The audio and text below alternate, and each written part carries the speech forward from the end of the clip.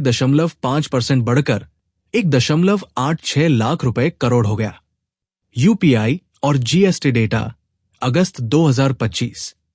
अगस्त में यूपीआई ने 20 अरब मासिक लेन देन को पार कर लिया, जिसकी राशि 24.85 लाख रुपए करोड़ थी।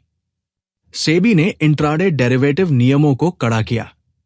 सट्टा कारोबार पर अंकुश लगाने के लिए नियमों में संशोधन। इंडेक्स ऑप्शंस के लिए इंट्राडे नेट पोजीशन लिमिट बढ़ाकर 5,000 रुपए करोड़ कर दी गई। साथ ही एक्सचेंज निगरानी भी कड़ी कर दी गई। मॉर्गन स्टैनली ने वित्त वर्ष 2025 से 26 के लिए भारत की जीडीपी वृद्धि दर का अनुमान बढ़ाकर 6.7% कर दिया है। इसके लिए उन्होंने मजबूत उपभोग और जीएसटी युक्तिकरण जैसे राजकोषीय सुधारों का हवाला दिया है। सेमीकॉन इंडिया 2025 बटा विक्रम 32 प्रक्षेपण। सेमीकॉन इंडिया कार्यक्रम में भारत के पहले निर्मित 32 बिट माइक्रो प्रोसेसर विक्रम 32 का इसरो के उपयोग के लिए अनावरण किया गया। प्रधानमंत्री मोदी ने घरेलू डिजाइन और विनिर्माण क्षमताओं पर जोर दिया। भारत का कृषि प्रौद्योगिकी लचीलापन इंक्यूबेशन केंद्र योजना का शुभारंभ 100 कृषि खाद्य स्टार्टअप्स को नवाचारों को बढ़ावा देने और 2030 तक निर्यात को $50 अरब तक बढ़ाने में सहायता प्रदान करता है।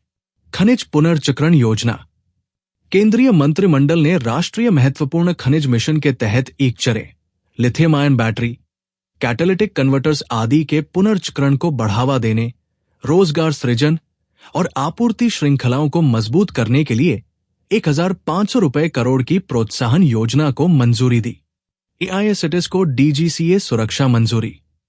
डीजीसीए ने एयर इंडिया एसेटिस को पहली बार सुरक्षा मंजूरी प्रदान की, जिससे भारत ग्राउंड हैंडलिंग में उन्नत एसएमएस के साथ जुड़ गया।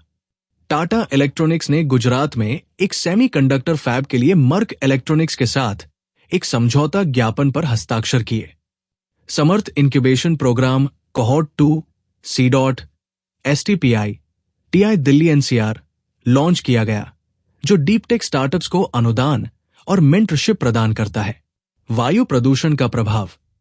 ईपीआईसी शिकागो विश्वविद्यालय की 2025 की वायु गुणवत्ता सूचकांक एक्यूलाई रिपोर्ट से पता चला है कि वायु प्रदूषण भारत की औसत जीवन प्रत्याशा को 3.5 वर्ष कम कर देता है। दिल्ली एनसीआर के निवासियों की आयु 8 वर्ष से अधिक कम हो जाती है। उत्तरी मैदानी क्षेत्र दुनिया के सबसे प्रदूषित क्षेत्रों में शामिल है। भारत थाईलैंड सैन्य अभ्यास।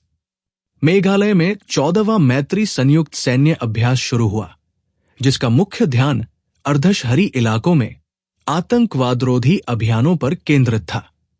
ऑस्कर पियास्त्री ने 2025 डच ग्रा प्री जीती और ड्राइवर्स चैंपियनशिप में 34 अंकों से आगे है।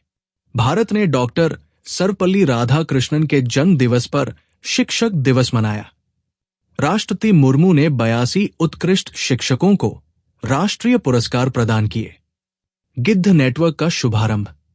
गिद्ध संरक्षण, विशेष रूप से लुप्तप्राय पतली चोंच वाले गिद्ध, लगभग 800 वयस्क गिद्ध पर केंद्रित एक डिजिटल पोर्टल गुवाहाटी में स्थानीय भाषाओं में उपलब्ध कराया गया।